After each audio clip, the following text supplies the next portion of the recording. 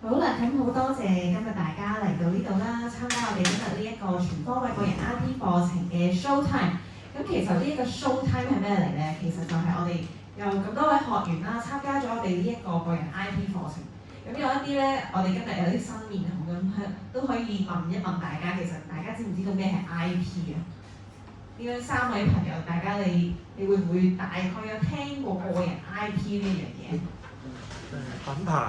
品牌啦，可能係個人嘅品牌啦，其他咧有冇聽過又或者大概知道有啲概念乜嘢叫做 IP 啊 IP 即係你公司一樣好signature嘅嘢，其他人一見到就知道係屬於你，關於你。係啦。依家咧今時今日咧，其實每一個人喺自己個 Instagram 啦，又或者社交媒體咧，其實都係做緊自己個 IP 嘅，因為其實每一個人去做各行各業啦，以前就話要有個牌子，要賣廣告先至做一個品牌出嚟。但其實今時今日咧，每一個人自己其實已經係一個品牌。尤其是今時今日好多所謂 slasher 啦，即係一個人分身做好多唔同嘅崗位，可能係做呢一間公司嘅一個可能幫佢代理一啲產品，但係同時間我又自己有其他嘅行業做緊嘅。咁好多時其實都係喺自己嘅一個媒體上面會宣傳晒自己做嘅嘢。咁做個人 IP 個價值係咩咧？我哋一陣咧其實就會見識到㗎啦。咁我哋今日咧首先啦，就率先去睇下我哋啲學員有幾位咧，佢哋成功地做到一啲佢哋自己嘅個人 IP 第一個嘅作品。講緊其實我哋今次呢一個人 IP 課程嘅學員有好多咧，絕大部分其實都係一開始冇做過，或者只係做過好少啦嘅個人 IP 嘅內容嘅。咁所以我哋一陣都可以睇下咧，大家由零去到依家呢一步去做到一啲成績出嚟。咁亦都咧，導師們咧睇完我哋嘅學員嘅成果之後咧，我哋會揀選一個最佳嘅 reel 啦，亦都會有一個係最高流量 reel 嘅獎咧去頒翻俾大家嘅。咁我哋事不宜遲，首先睇下大家嘅成果先啦。咁可以邀請阿 Kevin 幫我去，我可以喺度傳咗添。係啦，咁首先咧可以邀請我哋第一位嘅學員出嚟啦。咁其實就係 Yoyo 咯喎，咁咪俾啲獎先 Yoyo。咁 Yoyo 可以好簡單地去介紹一下自己啦。咁我哋聽完你介紹之後，即刻去咗片先。咁我係前香港嘅跆拳道代表啦，咁亦都係參加過2018年亞運嘅，咁退役之後以教練嘅身份一路行我嘅事業啦。咁我自己咧做個人 IP 咧係想定位做一個唔係再淨係得跆拳道，而係轉型做一位代謝健康嘅教練嘅，係啦。好，咁我哋咧就率先睇一睇阿 Yoyo 佢嘅作品先。聲音好似有聲嘅，要較大聲啲。咁呢個我係都係講呢個片，都可以哦。呢個片其實就係腳活不齊呢個身份，我係前亞運運動員。呢個身份最睇多一次啊！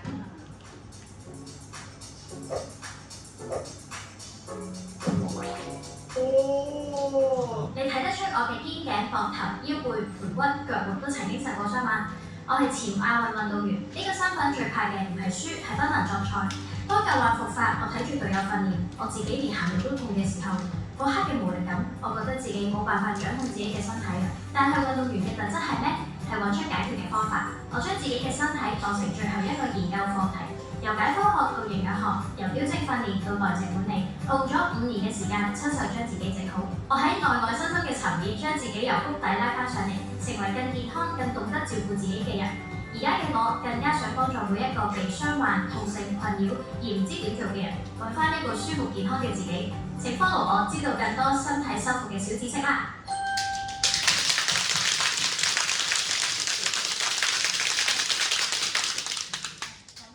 啱啱嗰個片就係講我點樣由運動員嘅傷患變到識得修復自己嘅一位教練啊！咁我都好希望透過自己嘅經驗分享咧，去幫助到啲觀眾或者我自己嘅嗰啲叫咩粉絲係啦，咁咧就可以修復翻自己，包括痛症啦，例如肥胖啊呢啲咁嘅問題，我都可以解決到，幫到佢哋，亦都可以介紹佢哋一啲好嘅方法嘅，係啦，咁呢個就係我嘅小分享。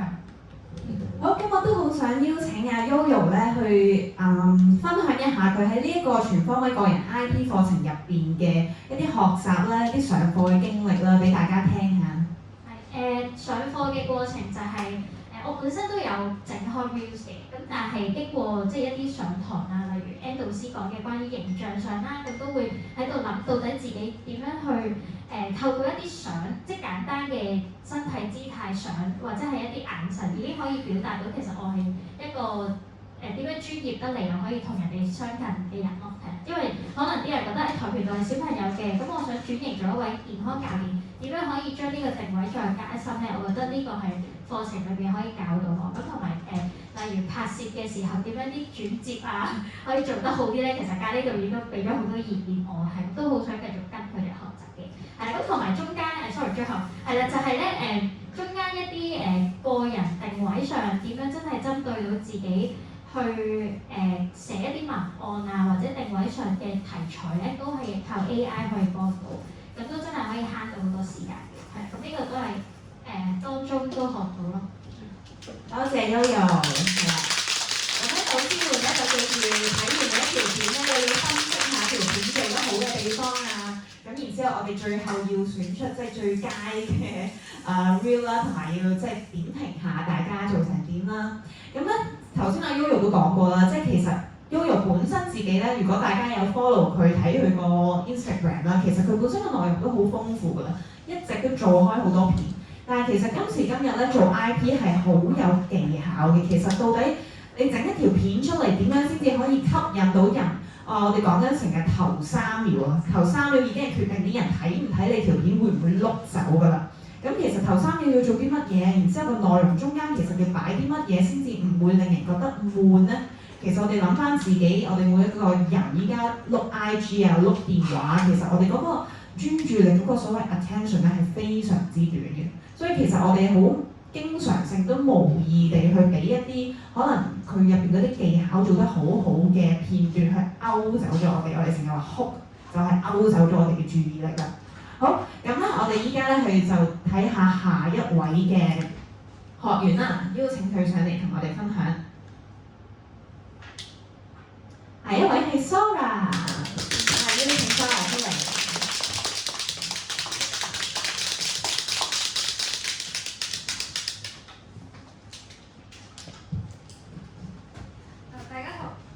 大家好，我係 Sora， 咁我主要係做身心靈東西方玄學嘅服務，同埋都有教人咁樣啦。咁我會教人點樣去保護我哋自己嘅能量啦，同埋去解決佢哋嘅問題嘅。好啦，咁我哋就去片咯喎。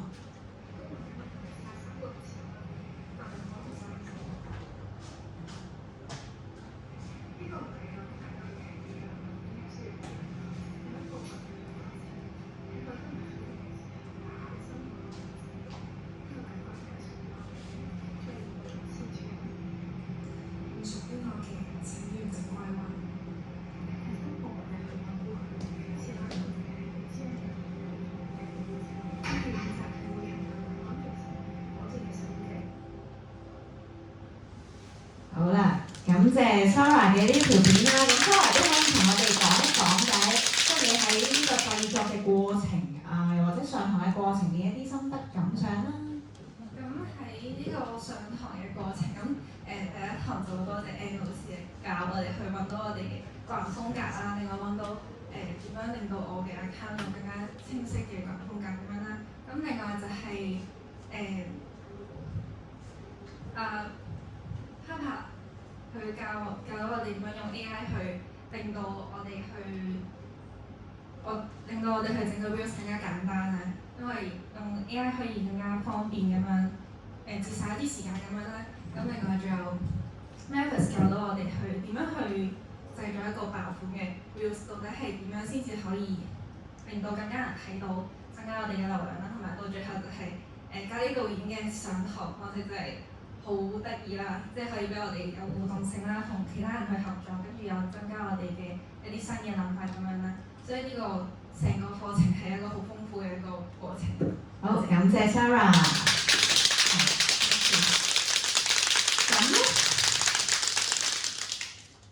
咁頭先阿 Sora 佢都講過啦，其實我哋個課程入邊咧係4大嘅導師喺唔同嘅範疇入邊去幫助我哋去穩固我哋唔同嘅能力啦。因為其實做 IP 咧，一陣我都會同大家講，其實做 IP 係一個好複雜嘅事情，但亦都係好值得去做嘅一件事情，因為入邊牽涉咗好多唔同嘅技巧，而呢啲技巧其實我哋日常生活、我哋嘅工作入邊咧，其實都係非常之重要嘅一啲能力嚟嘅。除咗有阿 Ann 嘅導師啦，今日阿 Ann 都喺度啦，咁佢教我哋點樣去揾翻我哋內在最發光發亮嘅閃光嘅位啦。其實每一個人都好有自己嘅特質，但係好多時我哋自己未必知道，原來呢一啲係我最殺食嘅一啲特質嚟嘅。咁揾翻呢一啲出嚟，然之後點樣去透過外表，又或者我哋個行為舉止去呈現翻我哋呢一啲個人特色出嚟。並且能夠呈現喺我哋呢個咁細嘅熒幕上面俾人睇到。咁因為咧，其實碌 IG 咧，其實如果個個都一樣嘅話，其實唔會有興趣去碌嘅。所以點解要吸引到人就係我哋要有特色。咁然之後 Melvin 啦，頭先都有講過 ，Melvin 就係教我哋真係一啲數碼營銷上邊嘅一啲技巧。咁然之後就係阿 Papa 教我哋點樣用 AI 啦去幫手啦。咁我哋而家咧就請下一位我哋嘅學員出嚟咯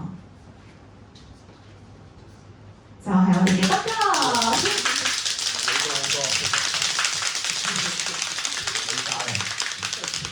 幾好睇喎！對上我哋啱啱所講。係啦，好，大家好，我係鍾偉德。我本身咧就係代理一啲健康產品，咁我亦都有一間公司咧就係養生館嚟嘅。咁入邊咧亦都有啲AI 嘅儀器喺我個公司入邊嘅。咁我哋咧就去片咯喎，係德哥嘅。經常壓力大，成日肚屙肚痛，又唔理佢，其實等於慢性自殺。當壓力令你條腸長期唔能夠吸收營養，唔能夠排出廢物，除咗對你嘅身體健康非常危險之外，亦會令你嘅情緒長期低落。壓力再大，益生菌都能夠撐住你。send 俾你身邊成日肚屙、便秘，又成日好緊張，又唔知點算好嘅朋友。好，咁咧德哥就可以係分享下你喺呢個課程入邊嘅感想咧，又或者整呢條片過程嘅一啲過程啊。咁我本身咧就未試過做短片嘅呢個，咁喺個課程裏邊咧，當然咧有4位咁強大嘅老師喺度教我哋點樣去做自己個人嘅擁有嘅特質咁喺做片嘅過程點樣去喺嗰個喺做 reels 佢點樣吸引嘅流量咁樣，教啲導演點樣教我哋去剪片咁樣嘢都係學到好多咁係加深咗我自己對即係話喺做片裏邊咧即係嘅認知嘅其實我都係小白開始唔好介意。我覺得咧，我哋真係要俾多啲掌聲啊，德哥。其實咧，即係德哥咧，即係講緊每一個人，我哋都有啲唔同嘅特點啦，即係長處短處啦。咁德哥本身佢講嘢上面咧，比較好緊張嘅，好容易，即係尤其是對鏡頭講嘢咧，即係原本可能好正常嘅，但係一對住鏡頭咧，其實就講到好甩咳，好難先至完成咗一段片。但係咧，德哥都真係成功地完成咗一段咁流暢、咁有質素嘅片啦。並且德哥仲用佢學到嘅呢一啲技術咧，佢自己又整咗另一段片，係同人去祝福人，即係嚟緊新年啊嘛。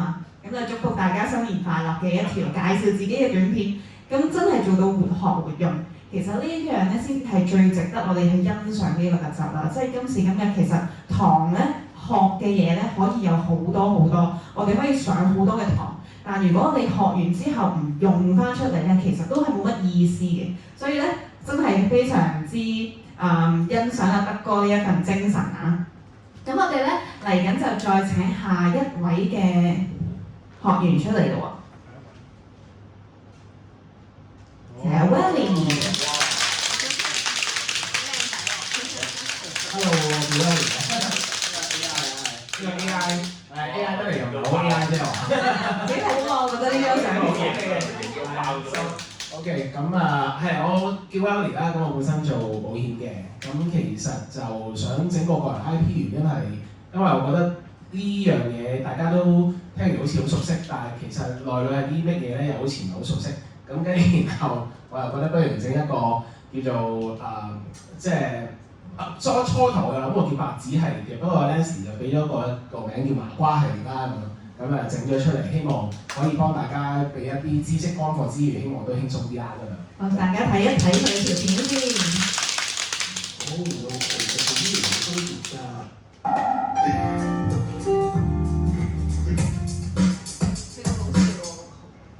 呢位同事，我嘅細細嘅收據報告同指證，好合對下嘅法規保障標準再作審批，放心，如果符合條款嘅，我會逐一實報實銷。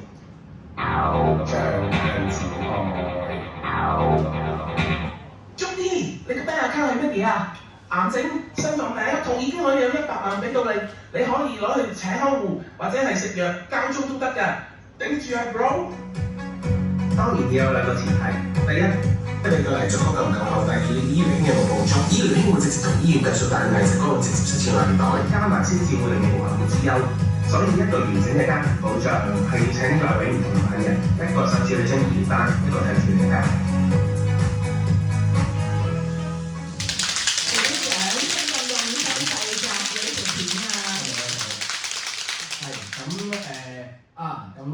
多謝幾位老師先啦。首先阿 N 老師啦，佢幫我揾翻啲形象同揾翻啲自信心翻嚟先咁嘅，然後亦都多謝阿 Melvin 阿 Papa 同埋咖喱導師啦。咁你哋喺即係俾橋有好多啲靈感我啦，同埋即係剪接各方面咁樣。咁同埋都咖喱導師又話不如你試下即係揾一啲可能搞笑嘅風格咁樣，跟住然後就諗下，不如一不做二不休咁樣就做咗呢條片出嚟啦，咁樣咯。咁過程就係因為中間都有幾次修改，咁最後有啲位又啲字眼改咗咧，咁又學識點樣去做埋個配音咁樣，夾翻啲口型咁樣，又夾咗2-3句係後期再加翻嘅咁樣，都用咗多咗嗰啲時間啫。但係如果你話之後我比較有信心再整片嘅時候，就可以縮短到可能2-3個鐘頭已經起到一條片咁樣咯，都係可以有翻呢個質素嘅。所以就都多謝各位導師嘅幫助啦。好多謝 Valley 為我哋示範咗，即係原來其實真係擺少少時間落去學習一下，又或者係摸索下。其實我哋咧即係做 IP 咧有好多唔同嘅技能啦，即係首先我哋即係要理解背後嘅邏輯啦，唔係亂咁做啦，即係亂咁做其實做出嚟冇我哋要嘅效果，其實都係嘥我哋嘅時間同埋精力啦，係咪啊？咁但係咧，即係當我哋摸咗後邊嘅邏輯，但係我哋又要識得用 AI 幫手，因為 AI 係幫我哋去用所有現有嘅知識去話俾我哋聽乜嘢先至係最好嘅橋啦，又或者係啲觀眾最受落嘅一啲內容啦，等我哋唔使慢中中咁自己去諗去做，我哋諗到咧就只係我哋自己認知入邊嘅嘢嘛，但係 AI 俾到所有唔同嘅 ideas 我哋，咁但係咧有咗 idea， 我哋亦都要識得用一啲剪片嘅software 啦，先至可以成功將條片真係整到出嚟。咁所以點解咧？即係大家喺學嘅過程中，其實真係一啲都唔容易，要整到條片出嚟。其實見到阿 Welly， 你見到頭先佢幾個幕咧，其實佢係有唔同嘅造型啦，佢係好用心地真係為咗佢呢一條片整到出嚟個效果好咧，佢真係用咗好多心機嘅。咁我哋再次俾啲掌聲嘅 Welly 啦。係啦，咁我哋其實咧呢一個課程入邊咧，仲有幾位學員佢都有同我哋一齊整嘅。咁但係有一位學員啦，佢早2日都病咗，一直都重病到今日都仲係佢都嚟唔到啊。咁所以佢都未整到佢自己嘅一個 reel 出嚟啦。咁另外有啲又係有一位我哋畫家嘅同學啦。咁其實佢嚟緊就會喺中環 Fringe Club 藝術會嗰度有一個畫展啊，所以佢啲輪都非常之忙碌，所以今日都未能抽空出席，都未整到佢嘅 reel 功課擺出嚟啦。咁咧，所以咧我哋今日咧擺出嚟俾大家睇嘅reel 嘅參選者咧，就係頭先以上幾位啦。咁導師們咧可以用少少時間去，又或者可能已經揀選咗一構成嘅作品出嚟啊！咁我哋可以咧，我哋可以事不宜遲就即刻頒埋我哋嘅最佳 Muse 嘅獎啦，去鼓勵下我哋嘅做得好好嘅學員。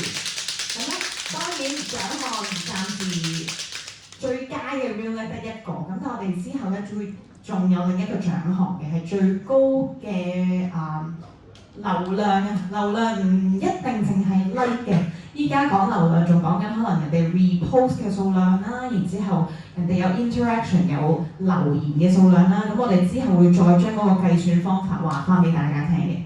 咁但係咧，而家咧就邀請我哋兩位導師出嚟先，兩位出嚟講嘅。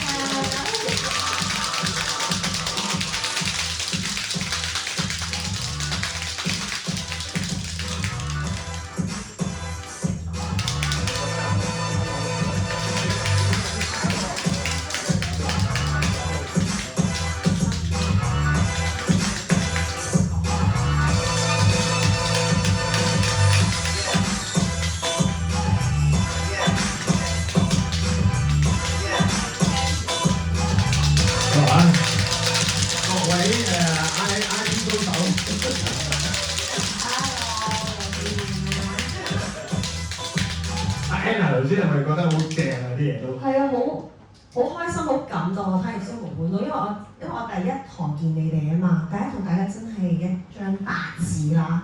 咁我覺得哇，你哋全部都有蛻變啦，即係 Yoyo 啦、Sona 啦，跟住我有時哇咁變咗咁樣。係啲 image 係我係會即刻哇好亮點啊！咁啊，首先可能 Yoyo 先啦。其實我見到你張相出嚟，哇 surprise 係就係你要話俾人聽，你個身材各樣，我望住眼神咧，我都想跟你可能學跆拳道啦。咁可能咧，如果少少嘢，但其實做得好好。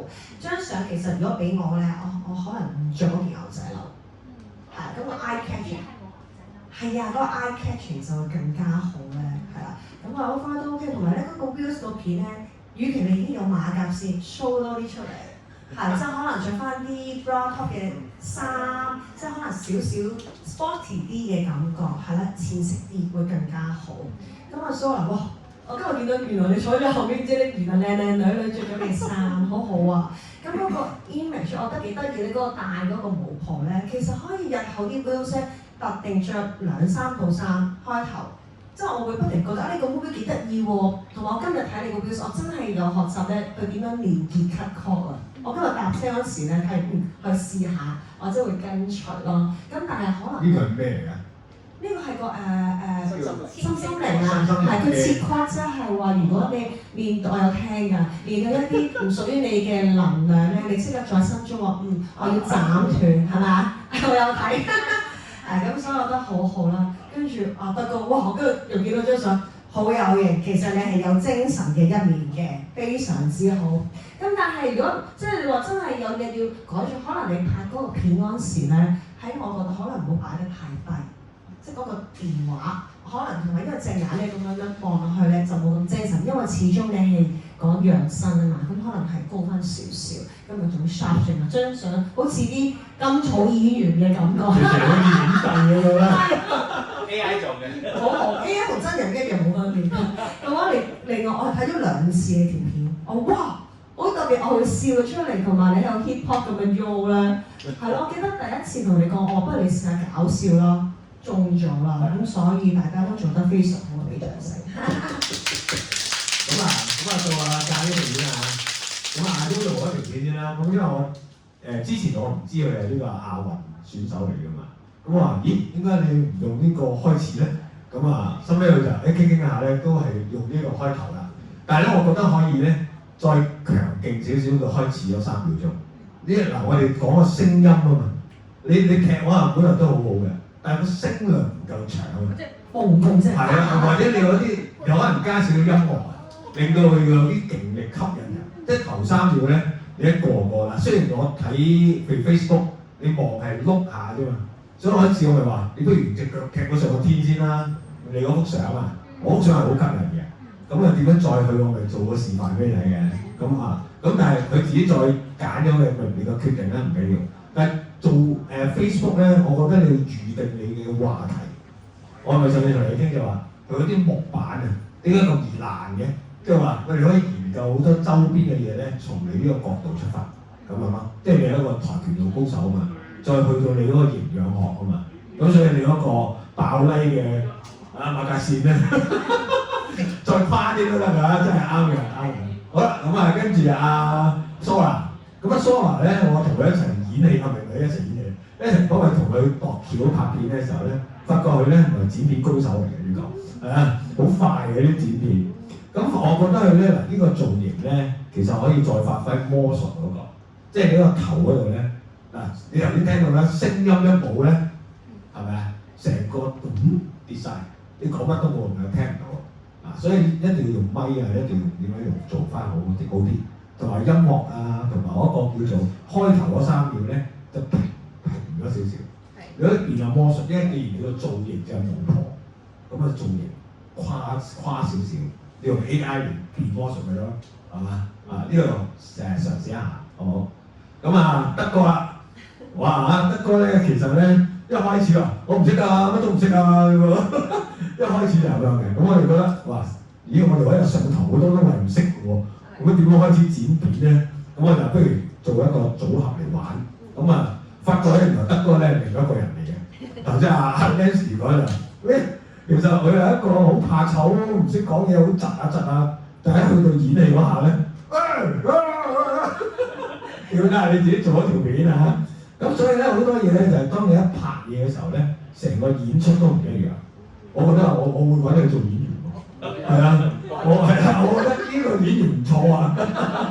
所以我覺得條片可以再改良。頭先都講咗啲問題啦，精神啲啊，或者係即係有啲變化。咁呢個可以慢慢，因為由0開始嗰條感都唔錯啦，呢個好張相係靚仔嘅，但係我覺得好似啲台灣有啲台灣嘅感覺，台灣演員係咯，好啦，嗱心目中咧呢次咧，我哋有啲決定嘅，咁啊 Wendy 啊呢次做得咧非常之好，本來我係同佢有啲機會嘅，佢第一嘅，咁我但係我自己心目中睇一間嚟啊，帶佢大家一齊揀佢啊。咁我覺得佢咧同我傾嘅時候咧，佢都係未定到自己想做乜嘢。咁我就話加強翻，佢就話好似係介紹佢哋做一個搞笑啲嘅職業，就話係啦啱啊。跟住話係啊，其實我都好搞笑㗎。咁你做嚟睇下，原來得㗎喎。咁我就話你向呢邊方向發展。咁但係咧，佢嘅以後就好辛苦啦。頭先啱啱同佢傾完，你以後好似周星馳咁㗎啦，係啦，度橋度到你傻啊。但係咧會令到係啦，會令到你會有變化嘅。咁啊，準備好啲，下次咧更好。即係而家呢啲好正啊，係好事。你睇落去就已經 fresh 喎，幾好心機喎，用咗呢個。所以大家喺個變化上面多啲咧，就會睇到啲嘢。可能好似阿鐘哥咁樣、阿德哥咁樣，佢要變化多少少中醫健康嗰邊咁啊，即係形象再清晰啲啊咁啊。好嘛，好，咁我哋係咪要結束啊？係啊，咁我哋兩個一齊講邊個係好啊？好，喺我哋心目中似唔似啊？我哋個最高流嘅得獎者係最高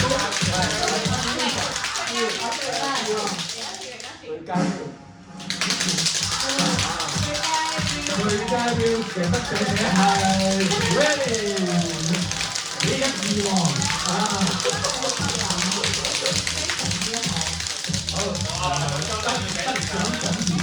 多謝大家嘅即係教導啦，即係再次多謝幾位老師啦咁同埋即係都今次係好多好得獎感言。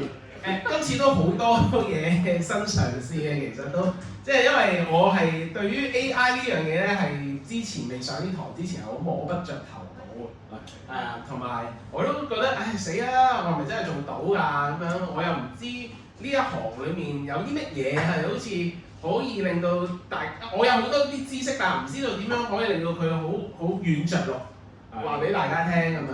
咁但係跟住，然後今次即係各位導師嘅幫助之下咁樣，突然間我發覺，前面有條路已經開始可以行到出嚟咯。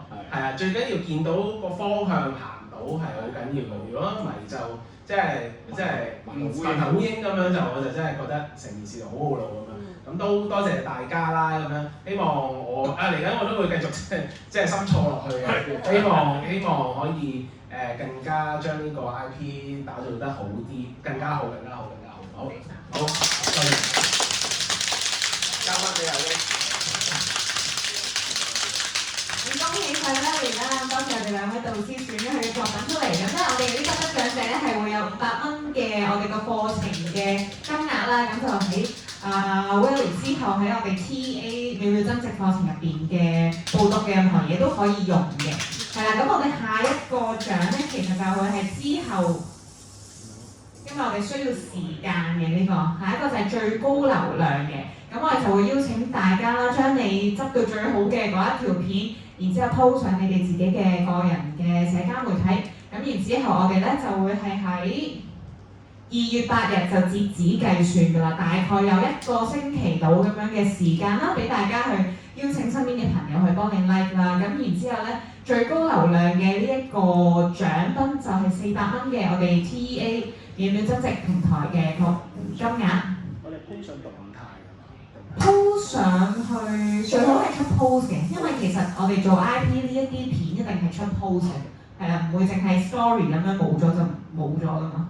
係啦，咁就恭喜 Welly 啦，再次咁亦都邀請大家踴躍地去邀請你啲朋友去 like 你呢一條片嘅喎。請我哋大家食一圍好啦，我哋咧頭先都係講過啦，即係其實我哋做 IP 咧，我哋做 IP 咧唔係即係一次就搞掂，一條片咧其實絕對唔夠，我哋要keep 住去做，咁同埋做嘅過程其實咧我哋要不斷去學習嘅。做 IP 係一個好深入嘅學習，即係到底對自己嘅對於市場嘅觸覺啦，對於你嘅專業領域嘅觸覺啦，對於你嘅表達能力，你點樣將你自己有嘅內在好多嘅知識，好專業嘅知識，用一個好頭先 Welly 講得好啱，一個好軟着陸嘅方式去着陸喺人哋嘅心目中，即係人哋真係聽得明你講乜，有興趣去聽你講嘢。其實入邊係有好多唔同嘅技巧喺度。咁而我哋第2個階段咧，即係我哋第1階段啦，就有4位導師去幫我哋去教我哋唔同嘅方面嘅技巧。但第2階段我哋真係專注去做多啲片段，因為其實做 IP 講到最尾就係要出片啊嘛，而一定要做多啲片先至會越嚟越熟悉。咁所以我哋第2階段咧，我哋個課程就會係主要係有2堂Melvin 嘅數碼營銷，咁就會係進階嘅。2堂就會係教呢導演嘅製作啦。咁咧 Melvin 嘅嗰2堂咧，其實我哋第1階段其實我哋學咗好多唔同嘅Reel 嘅種類啦，內容嘅種類，例如好似知識乾貨啦，又或者有一啲自己嘅個人心路歷程分享啦，其實有好多唔同種類嘅。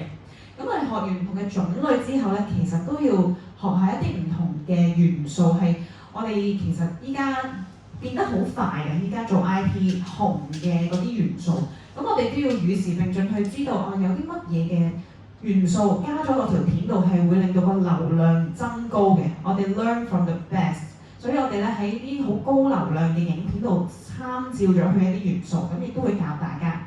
例如可能係一啲好多時係話俾人聽啲好高 CP、好高價值嘅嘢去推薦俾人啦。可能係你用一啲元素去特定去打入一啲圈粉啊，即係你真係要搜喺茫茫嘅數據嘅人海入邊揾到你想要揾嘅嗰班人，唔係8至60歲你都要揾晒㗎嘛，係咪啊？咁而可能係搞笑奇怪創意㗎啦，可能呢個阿 Welly 係特別需要去做㗎啦。一啲避雷嘅提醒啊，或者所謂反向嘅操作啊，有時一啲嘢太過 make sense， 個個都係咁樣講嘅時候，其實你一碌到入去，你已經唔想睇啦。一反向操作就會令人咦咁得意咧！你講呢啲嘢好似調翻轉嘅，我平時唔係咁樣聽嘅喎。又或者可能 Sora 比較適合嘅一啲療癒質感嘅一啲感覺嘅片啦。咁亦都我哋開始會講到去 CTA， 仲有冇人記得咩係 CTA 啊？CTA 係 Call to Action， 咩意思咧？你整條片出嚟，啲人唔係睇完就算噶嘛，你要去 call 你啲受眾去做 make some action，例如以前成日就話like and subscribe share 嗰啲嘢，咁但係其實今時今日咧嗰個 CTA 嗰個技巧咧係越嚟越複雜㗎啦。例如頭先德哥嗰條片啦，其實嗰個 CTA 我有特別去教佢，就係嗌呼籲你嘅觀眾去將條片 send 俾一啲特定嘅人，去話俾佢聽啲乜乜乜乜。咁其實呢一個效果咧，可能高過你淨係嗌佢將呢條片分享俾你身邊嘅朋友啦咁樣，咁太過籠統啦。咁所以其實有好多唔同嘅 CTA 嘅技巧啦，尤其是好似 Instagram 最近又更新咗啦，依家你可以喺你條片個尾度加一啲嘢俾人撳入去你之前發布好嘅一啲片，係啦，咁樣好多呢啲流量嘅玩法，點解要咁樣做啊？當人哋撳咗入去，又入咗去你嘅 profile 睇你另一條片，咁你咪又多咗流量咯。你多咗流量嘅情況之下，平台就會再推多啲流量俾你㗎。所以其實有好多呢一啲小秘訣係需要真係有研究過呢啲系統先至知道點樣去玩嘅。咁同埋一啲客戶嘅分流技巧啦，例如就係你喺我呢條片度留言乜乜，我就會 send 啲乜嘢俾你。咁呢一個其實做可能財務諮詢呢一啲咧，其實都好實食嘅。即係你整理咗一份懶人包或者係乜乜乜，咁其實你留言你就 send 俾我，首先推高咗個流量，亦都幫你去揾到一啲你精準真係對於你嘅服務內容，對於你提供嘅價值有興趣嘅人群啊。咁咧，我哋每一堂咧，因為經過第一階都知道大家真係好忙嘅，即係平時翻到屋企咧，有時就即係好難有時間再去繼續做條片，所以我哋每一堂咧，一學完即學即用即做，係啦。咁然之後第二堂都係啦，爆款元素仲有其他嘅盲盒元素啊，實測一啲嘢啊，意外反差啊，情懷共鳴啊，呢個好緊要啦。一陣同咖喱導演嘅嗰個主題都會互相去配合嘅，打動人嘅情感啦，一啲頭牌嘅效應啦，或者兩性嘅話題啦，其實全部都可以擺落去唔同嘅各行各業嘅 IP 定位嗰度做嘅。咁又係咧，更加多嘅 CTA 客戶分流嘅技巧啦，其實有好多嘢學嘅，所以咧我哋分兩堂學，然之後即刻去嘗試做。然之後就係咖喱導演啦，教我哋點樣用鏡頭去講到一啲打動人嘅情感嘅故事。因為其實咧，我哋而家今時今日做 IP 咧，你呈現出嚟你自己幾勁幾專業咧，其實冇乜意思嘅。你要打動到人。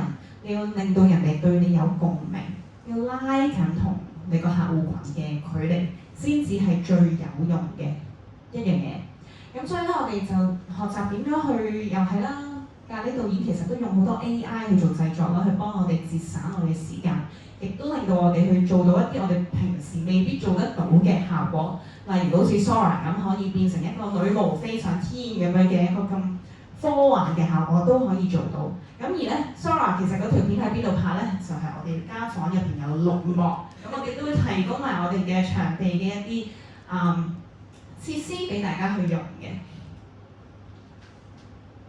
咁而第3階段啦，亦都有啲同學其實已經直接 upgrade 埋第3階段。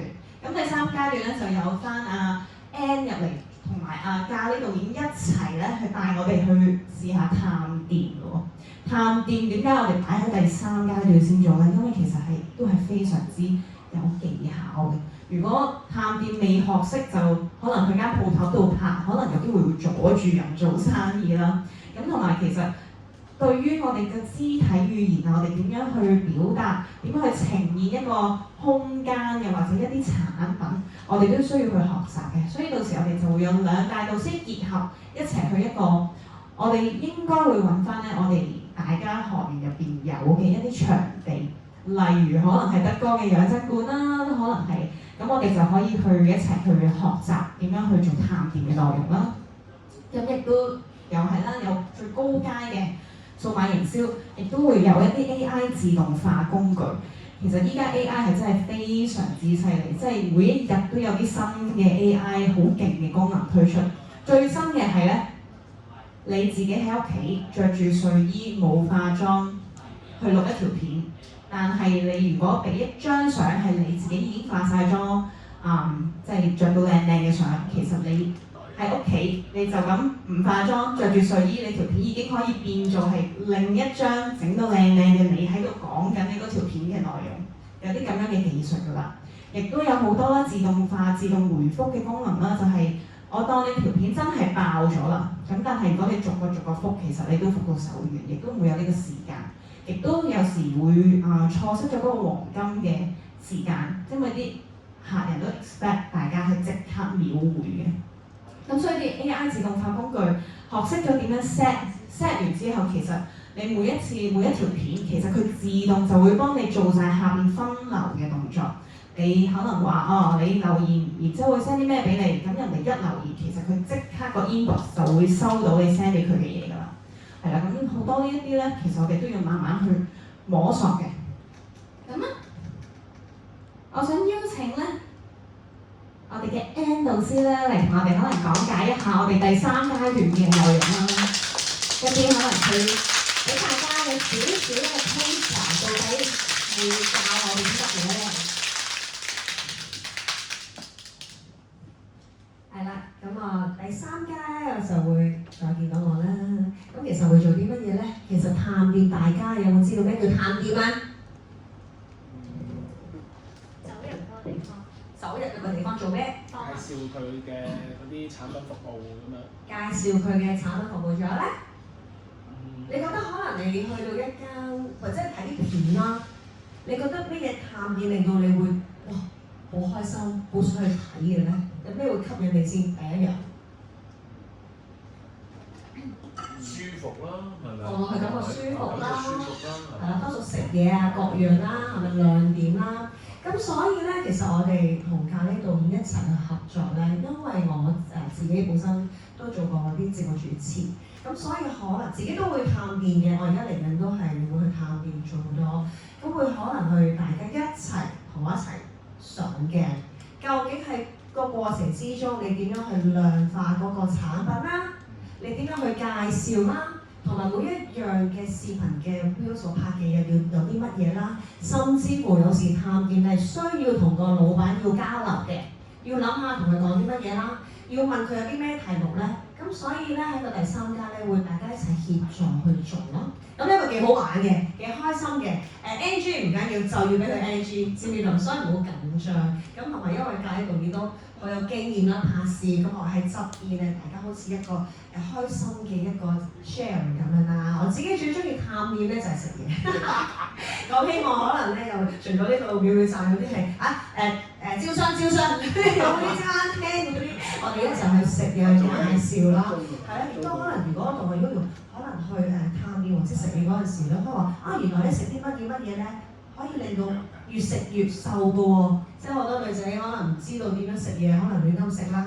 又或者可能食完呢個雞煲打邊爐咧，好肥膩，有啲乜嘢養生茶可以直接教到人哋。所以喺每一次呢個內容咧都要諗一諗咯。又或者可能我要準備可能探店，有時可能去探店地產買衫各樣所有嘢，又或者小朋友入學嗰啲可能去，我都試過去探店有一個叫做教育學院啊，即係跳舞。咁可能亦都可以即刻直接其實呢有好多啲教育嘅啲基金，我唔知啲理財嘅，可能少少 soft 咁樣一切嘅。咁所以我哋咧去探店咧，唔係淨係呢對嘢好好味，好有雞味啊！啲嘢好味，完全係其實我哋幫自己打廣告。咁到時嗰陣時就可以諗多啲，甚至我哋可能有機會去探店，可能係療愈，即係可能頌缽水晶店又或者可能即場咧喺個過程之中，你攞副牌出嚟同我玩都可以。咁可能內容之後我哋大家研究下啦。咁希望大家踴躍參加，又會再見到我嘅，耶！跟住要請教呢個導演同我哋講解下，我哋2、3階到底佢打算要教我哋啲乜嘢殺手鐧啊？3階，好咁上次我哋玩過拍片啦，係咪？咁發現咧，其實一個組合入邊好緊要嘅，同埋將你自己咧喺拍攝時候咧，揾到你自己係最適合做啲乜，係嘛？好似創作嘅時候咧，你係我會下一次咧2、3階我都係會用分組嘅方式，因為入邊咧令到你哋出鏡啦，對將來我哋呢個探店嘅時候啊，好多嘢要臨時要諗嘅，要度嘅。咁當然之前你已經有晒啲資料啦。咁所以我哋而家喺2、3階段嘅時候，2階段嘅時候咧，就訓練定你哋個思維，同埋好似上次咁樣分組去做，咁令到大家咧可以早啲揾出你自己嘅強項，同埋點樣去創作。其實我拍片最重要係創作，好似我同你度嗰個幾秒鐘咁樣，同你度嗰啲其他嘢一樣，我哋係要度咗，你先可以做出嚟，先諗到你先拍到，係咪啊？如果唔係咧，你去到都係盲頭烏蠅嘅。咁所以第二階段咧，我就會係有2堂啊嘛。咁我有啲係叫實拍啦。咁第二咧，可能我會加啲AI 嘢落去咧，咁令到咧，好似上次嗰條我哋玩嗰條咧，你Sora 嗰條咧，嗱因為整咗個符號喺度咧，都係用 AI 嚟做啫嘛，係啊，用豆包嚟做啫嘛。咁所以就可以咧，令到你個畫面更加豐富啦，好冇？咁呢個係第二階段。咁第3階段咧，咁其實咧，我哋好多時都會去拍探店嘅。咁我哋探嗰啲咩酒店啦、眼鏡鋪啦，咁我哋喺內地拍攝嘅時候，好中意揾香港人拍嘅，從香港人嘅角度，希望佢睇完之後咧，就上去嗰間內地嘅店咧去買嘢，去消費咁嘅喎，佢用香港人去做喎。所以我哋有時拍啲嘢嘅對象咧，要俾邊個睇咧，要好清晰嘅。咁喺入邊咧，我哋要牽涉到導演咧，或者係 camera， 我哋都要分工嘅喎。嗰陣時可能一個係稿啦，一個係拍啦，一個係做演員啦，邊個去分享同 Ann 一齊去食嘢啦，一齊去玩啦。其實你哋嗰個最自然嘅分享咧係最吸引嘅，即係你有啲人咧，有啲主持人咧，即係你去做好大動作嘅嘢咧，佢吸引人哋。但係呢個咧係真人咧就最好，越真嘅你咧，人哋越吸引你。所以你好似平時咁話，好似成日搞笑嘅，咁你平時咧，你又唔好好似周星馳咁內斂啦嚇，唔好收埋住啦嚇，咁多啲表現俾人睇咧，先知道你係一個搞笑嘅明星。好，咁我覺得呢一度咧，我哋會喺第2階段嘅時候咧，操多少少呢啲，跟住向第3階段咧，同阿 Ann 出去嘅時候咧，因為你出到去咧，如果你真係盲頭烏蠅唔識拍咧，其實真係好嘥時間嘅。喺嗰度即刻教你咧，你要好耐嘅時間去學習。咁所以我希望喺前邊嘅時候咧，同你做多少少 groundwork， 好唔好？咁呢個係我哋即係而家開始進入第2、第3階段嘅一啲少少內容啦。到時候再講多啲，好，好，好嘢啊！